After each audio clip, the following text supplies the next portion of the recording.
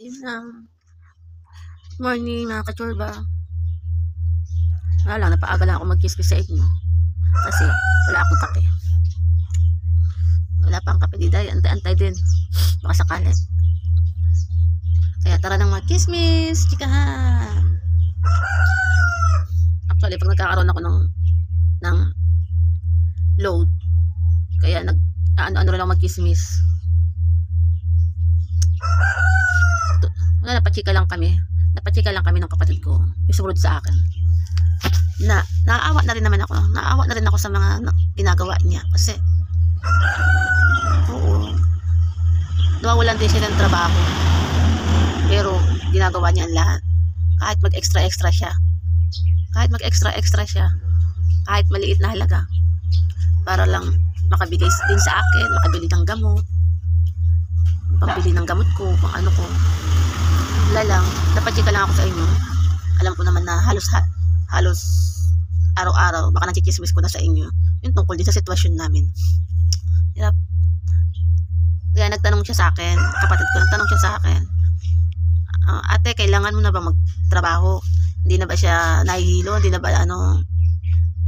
Yun, sabi ko naman sa kapatid ko, Sisi, simulat sa pool, nung nakalabas ako ng ospital, siguro September kasi ako September ako inatake ng high blood.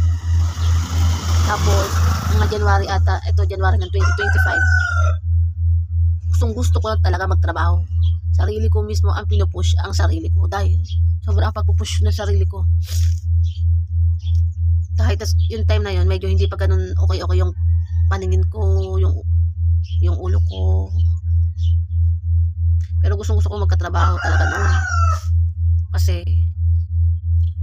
isa kasi sa nawalang paningin, isang nawala sa alaala ko kung anong trabaho ko noon dati. Hindi ko alam.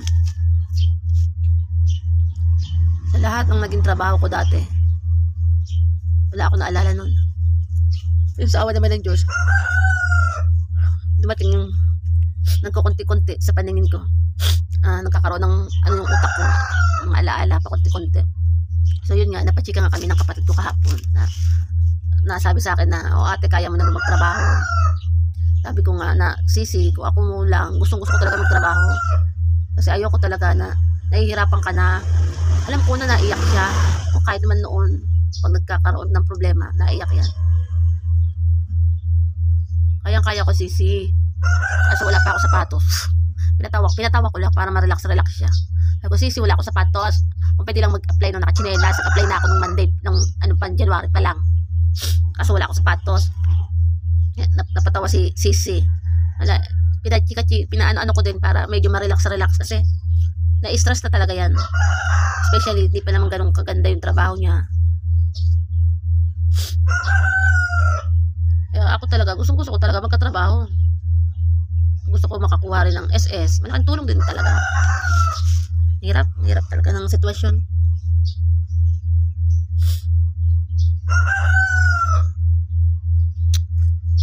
Ayun ang mahirap. Siyempre, wala naman kaming magulang. Simulat sa pool, yung nagkasakit yung parents namin, namatay. Kaming dalawa talaga kaming dalawa ni Sisi ang medyo cover sa mga problema nun. Dahil kami mismo ang umiikot para ma-cover lahat ng trabaho namin dati. Trabaho namin, ospital, uwi sa bahay, aatakihin na naman sa ospital. Ganun kami, kaano magkapatid dati. Kasi nga, yung kuya ko, panganay, medyo malayo yung lugar. So, may mga time na hindi talaga namin siya nakukonect. Kaya, kaming dalawa ni Sisi, ang magkasama sa trabaho dati dito, malapit sa amin. Yung dami namin problema dati dun. Mula yung nagkasakit yung nanay ko hanggang inamatay nga. Talagang kaming dalawa ng Sisi ko. Over ang problema dati. Pero nagpapaka-enjoy kami. Na-enjoy namin yung sarili namin.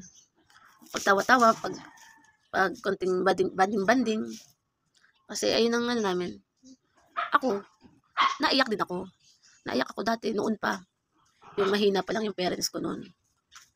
Or yung namatay na yung parents ko. naiyak ako. Pero hindi sa harap ng hindi sa harap ng mga kapatid ko. Kunyari, CR ako, mag-ano ako sa CR kasi sakit ang tiyan ko. Pero sa totoo lang, sabay na dun ang pagluha ko. Na sobrang masama ang loob, or may problema, or punong-puno na ang dibdib sa sobrang stress. Ganun ang ginagawa ko. Hindi ako naiyak sa harap mismo ng mga kapatid ko. Hindi. Kasi para sa akin, gusto ko makita nila na strong pa rin ako. Strong pa rin. Kasi once na ako mismo, dati, once na bumigay ako, nahirap din. Kaya alam, yung pagkichismis ko sa inyo, wala. Minsan dinadaan ko talaga sa ganito. Siyempre mag-isa ako dito. Wala nakakaalam ang mga chinichismis ko sa inyo. Kasi mga friend ko naman ang mga kapatid ko sa Facebook. Pero never silang nakikinig sa mga video ang ginagawa ko. Wala. Mga tamad sa ganyan. Kasi gusto nila magkismis dun sa ibang tao. Pero okay lang. Okay lang sa akin kasi alam naman mismo ang aming problema ko. Kaya yun. Sabi ko kay sisi ko, huwag ka mag-alala sisi sa ginagawa ko ngayon. Simula nung naging okay ako, yung ginagawa ko ngayon. Pero alam ko na pagkakakitaan to. Yung pagkichismis ko sa kanila, kikitain ko to, sabi ko kay sisi. Mas na pag dumami ang taong umunawa sa akin at maniwala dahil sa pagkikismis ko, makakaswerbay din tayo sisi. Ingat lang tayo lagi, maging magka-strong tayo lagi. Huwag ka mag-alala sisi. Pangako ko sa kay sisi, once na hindi naman kailangan ng mayaman na sobrang milyones para magkasama na tayo sisi, para mag-enjoy tayo lagi. At wala lang, mag-enjoy tayo kay sisi. Bilang napachika lang ako, baka gising yung mga kapitbahay, baka marinig na ako dito. Kaya mag-goodbye na nga sa inyo, napachika lang ako. Wala akong kape dito, kaya nainggit ako. Goodbye na nga sa inyo, bye.